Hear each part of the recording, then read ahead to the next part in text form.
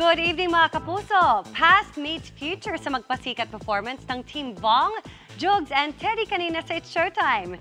Tila nabuhay kasi sa telebisyon ang ilang Philippine comedy legends gamit ang AI. Yan ang chika ni Nelson Canlas. Ang akala ng marami na isang simpleng performance lang ang gagawin ni Bong Navarro, Teddy Corpus at Jugs Hugueta sa sikat magpasikat segment ng It's Showtime. Pero sa isang bahagi ng kanilang tribute sa mga yumaong komedyante, literal na nag-transform ang mukha ng tatlo. Sana'y maalala nyo kami. Si Bong naging si late Philippine comedy king Dolphy. Si Teddy biglang naging si Redford White. At si Jugs naging si Babalu.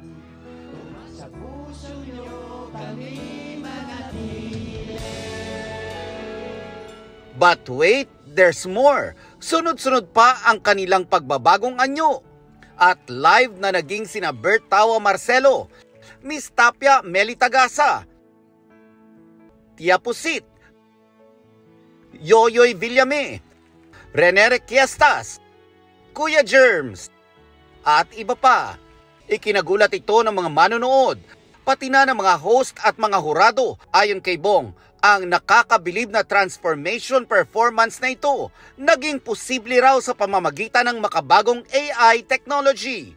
Sabi ng grupo, may permiso sila mula sa pamilya ng mga yumaong komedyante para magamit ang kanilang mga imahe. Naisip ng team namin na gawin ang AI.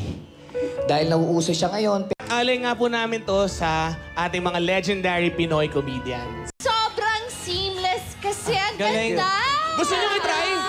Maging ang It's Showtime hosts, sinubok yan. Kaya si Ogie naging si Ryan Bang at si Karil nag-transform into Ann Curtis. Pero mabilis na paalala ni Bong na ang AI technology na ito dapat magamit sa responsableng paraan. Ang paggamit po ng AI, dapat ginagamit po yan sa tama, hindi po sa panloloko.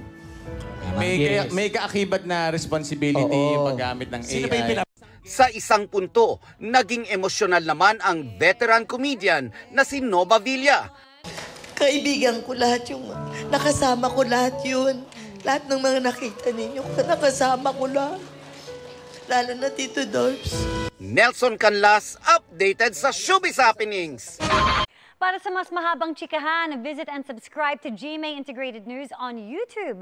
At para sa mga kapuso natin abroad, samahan nyo kami sa GMA Pinoy TV at www.gmanews.tv.